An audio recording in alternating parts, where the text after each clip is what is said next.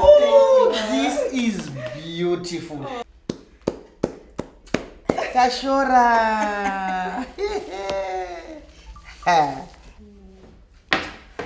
Oh, is this me? Yes.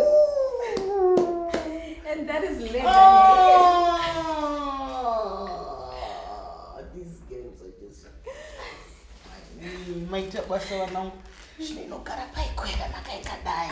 Mshaye pipi yengera muno. Kumba.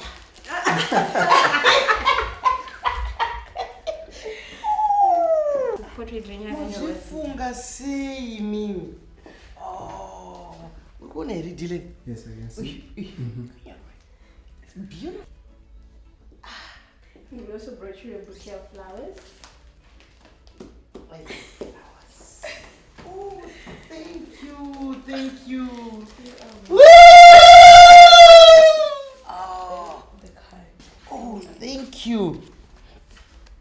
Dandi chitokugugla ndichifuna kuti kuzva munhu atakugonawo kadigitali.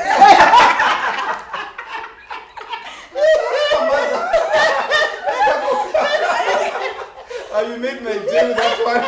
Atakugonawo digital. Koisusu ka 71 years old na Mother. But why? I don't know why. Oh my God, you've looked. So I tell you, if you've been 17, what you whole age, you whole what? This is what people say. Yes. And this is what I hear from people. It's You look the same from the time you go primary school. I'm almost reaching 30, and you look the same. You look the same. Only 30. Only. Not even half. Being all being equal. Kana mwari vakandichengeta musi wa21 October ndichikloka 72. Zvechokwadi. We need to celebrate. Yeah, 21 October. Yes, we need to celebrate. And it's my birthday month as well. Yes. Okay. Libra. Oh, But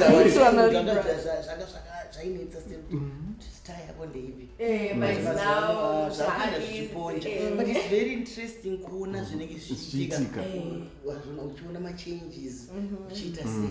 But I think it's by the grace of God. It really I is, think Mama. 99% is by the grace of God. Maybe 1% or yeah.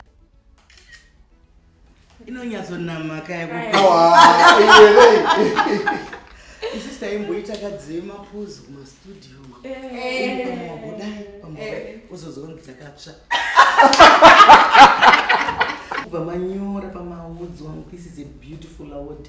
And now I have 43 under my belt. Wow. Yes. You deserve that and more. She deserves. I went Nicodemusly. Nobvunza boss kuti ndikati I'm a teacher in my own right. I can do English programs.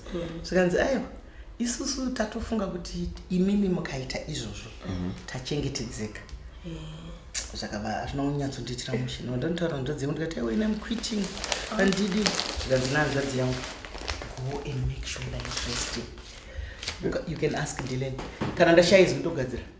Oh, yes. No one will Yes, Yes, but I've coined so many words. Zadakutonzwa pa street lingo. You're not in class.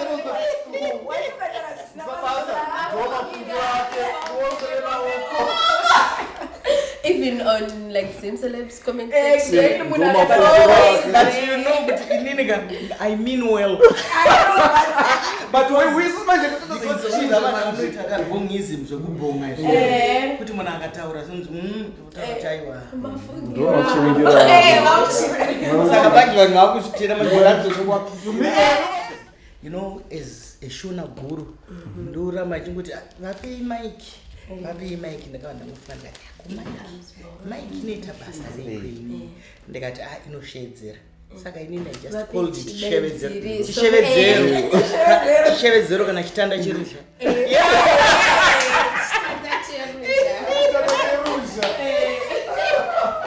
So ndakutonzwa vamwe vanhu even even chiviti-viti vinganzi it's a nonsense word, yes, but chiviti-viti. So everyone is saying, chiviti-viti. And you know, unotoona vana vekuprimary izvezvi ukamunzwa TV national tichi anoti chiviti-viti. Saka manjika handisati ndambozviofficializa but ndagadzira akati one day, ndagadzira akati one day because hanzvadzi yangu yakandiudza kuti go and make sure vadiwa vatariri nevadiwa vateereri because some of my friends are blind havatione. That's why ndichivaembresa vese kuti vadiwa vatariri nevateereri. I could listen to you. Atiri kuvakangarwa. That's why every time I make sure that I say vadiwa vatariri nevateereri because there's someone listening but I have to know. And they feel included. Why should we forget them? Handitwa zvoni. Saka ndofamba kwazvo. Asi apa mandifadza vanangu. You've made my day. Nanda kutoti kuna Dina, ndakutotya manje kuti wakati mama tiri kunonoka mwachizoti mama atichauya.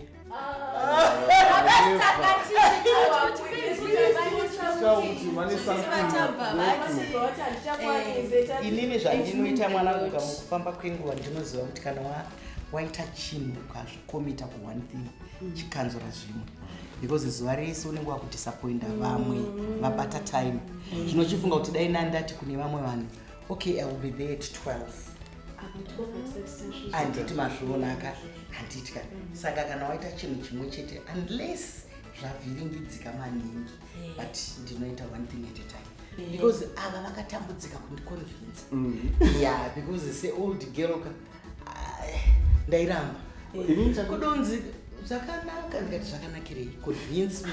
Inini ndikaenda ipapo ndikuona vanhu kutukana, ndikaenda ipapo ndikuona vanhu vari kufumuka, ndikati I don't want to be part of that. Ava ndibva vandiramba vachingondikokodzera vakati ngatimbotraya tikatoona shamwari dzangu dzinotoedza kawanda zvino ndakafunga ndikati nai mwari makoresaya zvinondine mamillions mangani. Can you imagine? Yes. But it's never too late. It's never too late. I've been doing this for 4 decades. Wow. Wow. Wow. Like 40 years. And no Yes. one has done Indeed, it. I was watching Ndakabva radio. kuradio. I was a radio person first. Yeah. And then you went Because to I was a teacher. Ndakabva class. When Kuradio. this time we try my radio lessons. Oh. Good morning, teacher. No, you are such an icon. It is an honor. Ndo kwandaka ZBC ndo kwayakandidiscover. Mutauro wamai. Takaona takupinda muna match. Takawirirana na Lotus Blossom anoita zvemaflowers inondoita zvemaleather products. Takati ngati gadzirei list revakadzi vanoita zvinodakadza, you know, very inspiring. Vatinozwa kuti, you know, from all generations tiri kudzidza kubva kwavari. So takagadzira list and palist iroro takakuisai because mama, you are inspiring. You have done so well from generations to generations. Tatodzidza even from conversation yatatoita nemi tadzidza zvakawanda, you know. Ndinotenda zvikuru, you know, zvinodipa rupfavo. Maybe kuti munyatsonzwisisa, it's very humbling. Zvinopa rupfavo. Zvinopa rupfavo. Nokuti unoziva kana munhu achiita basa rake, kana ndichiita basa rangu handifungi kuti pane akutarisa kuti uri kuriita sei nokuti ndinoriita nemwoyo, asi ndiri nekuti tiri. Kana imimi musipo handigoni kuzviita izvozvo. Saka imimi simba renyu ramunondipa mumhepo mumasaisai ndo rinoita kuti ndirambe ndichienderera mberi. Saka ndinokutendai vanangu. And I've learned humility. Mwari vakupe shuviro dzenyu ngadzitariswe naMwari. Ndatenda zvikuru. Ndinotenda. Aiwa, ndinotenda vanangu, ndinotenda.